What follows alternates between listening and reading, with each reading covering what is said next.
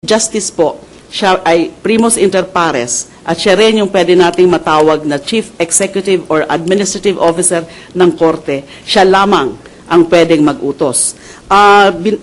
Binasa ko po yung internal rules ng Supreme Court at ilan po sa mga bagay na siya lang ang pwedeng gumawa ay yung katulad po nung pagpapalagay, yung directing the immediate inclusion of any matter in the agenda.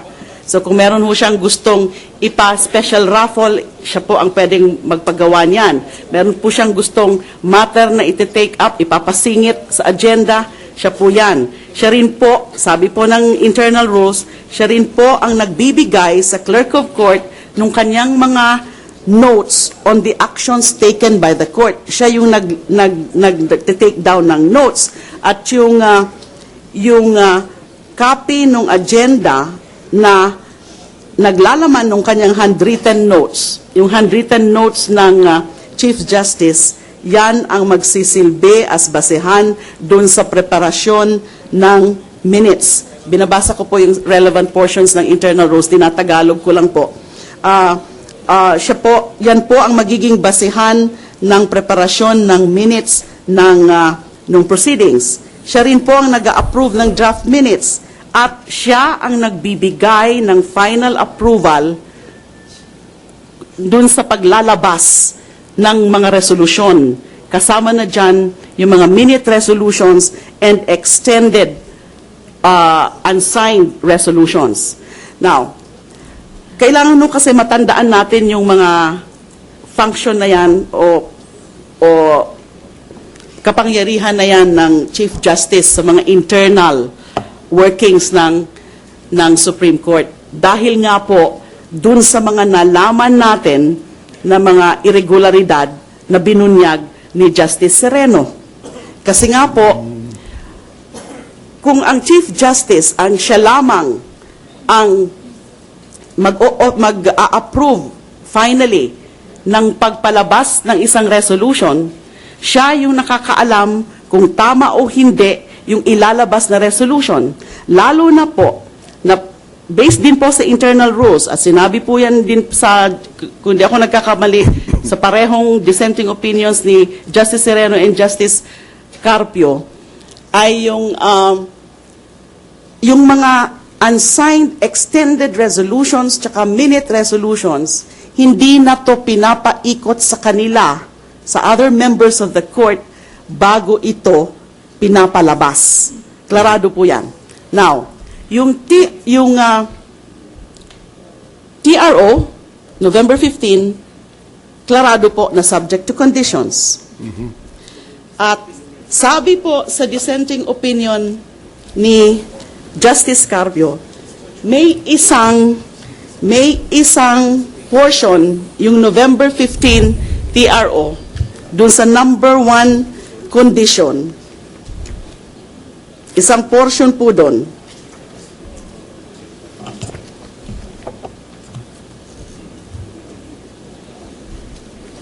where is the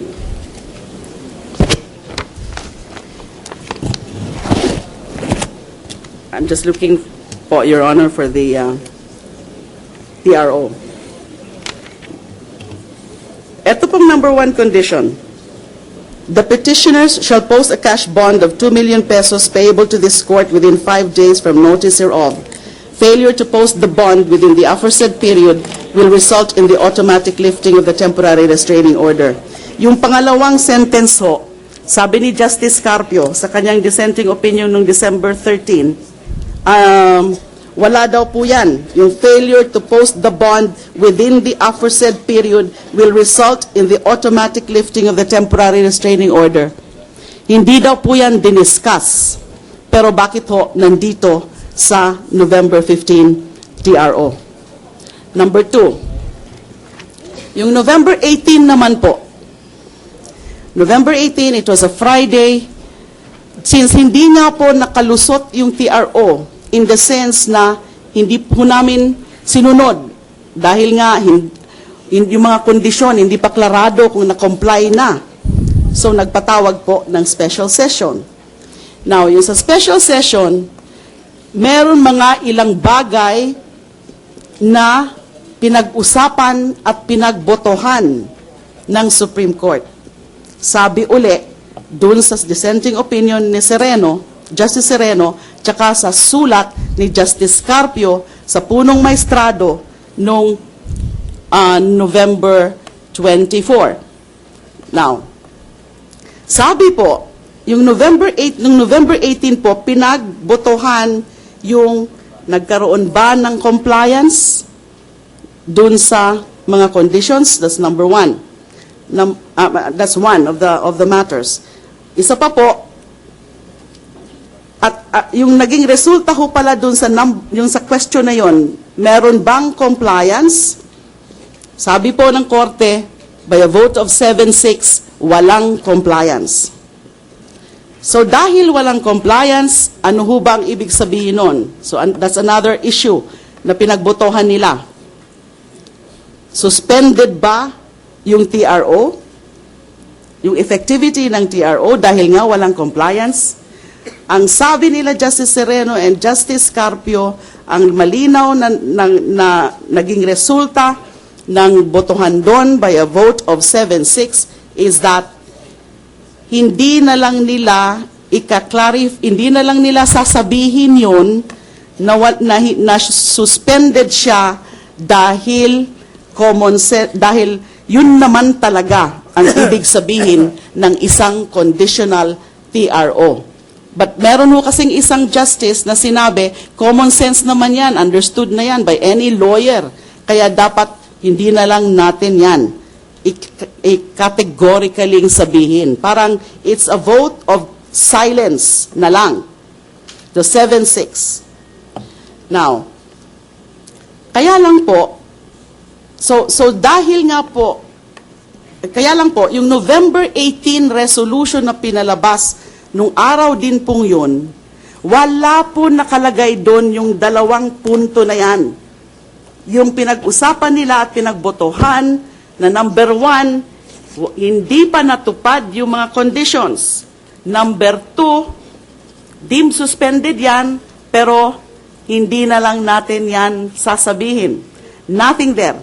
Ang nakalagay lang po sa November 18 is pinapa-submit uli yung mga petitioners through their lawyers yung compliance na tumutupad dun sa condition number 2. Ang sabi ko po kanina, under the internal rules, ang reso po, hindi yan basta-basta makakalabas kung hindi muna dumaan o i-approve ng Chief Justice. Napansin po yung depekto na yan dun sa November 18 resolution ni Justice Carpio, according to him and according to Justice Sereno. Kaya sumulat po siya, o request po niya na pag-usapan yun noong November 22 at i-clarify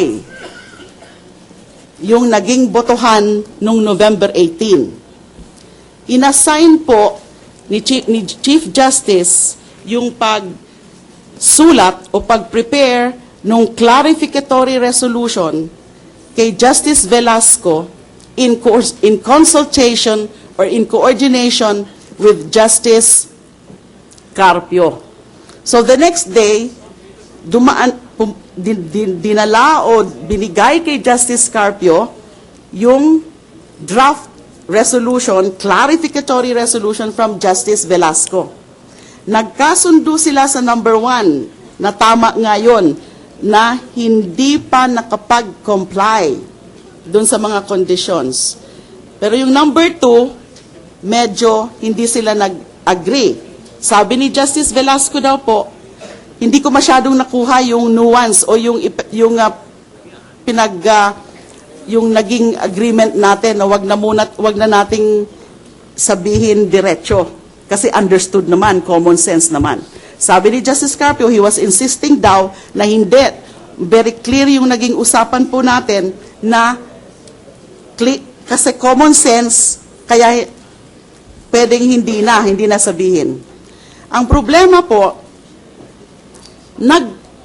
nagpadala si Chief Justice ng kanyang version ng clarificatory resolution of November 22.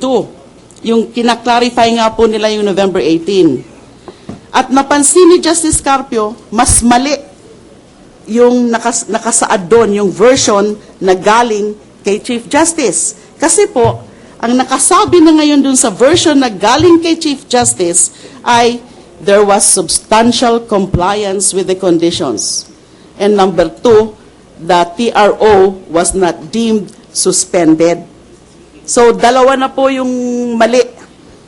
So, ito ay galing kay Chief Justice. Kung hindi po napigilan ni Justice Carpio, kasi request nga niya po na pag-usapan uli, kasi mali, siguro lumabas yon nung November 22. Kaya po, nung after November 22, kaya kailangan ho nilang magbotohan uli nung November 29. So, November 29, ganun pa rin ho yung botohan, 7-6 in favor of no compliance dun sa unang tanong.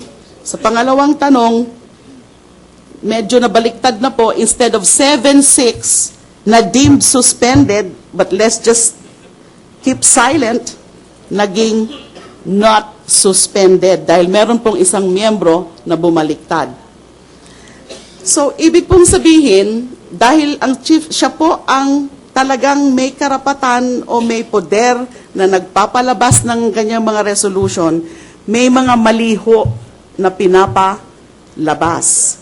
Now, isa pa ho doon, yung spokesperson na sabi ni Justice Sereno is clothed with the apparent authority by the Chief Justice to be announcing these things, mali-mali rin po ang mga in-announce. Katulad nung immediately, pwede na, executory na daw po, and noong November 15, pwede na makaalis yung dating Pangulo. Noong November 18 naman, klarado dun sa botohan noong November 18 na hindi pa deemed suspended yon, pina-announce din po yon. Kasi noong November 18, kung natatandaan nyo po, aalis na naman dapat po yung dating Pangulo.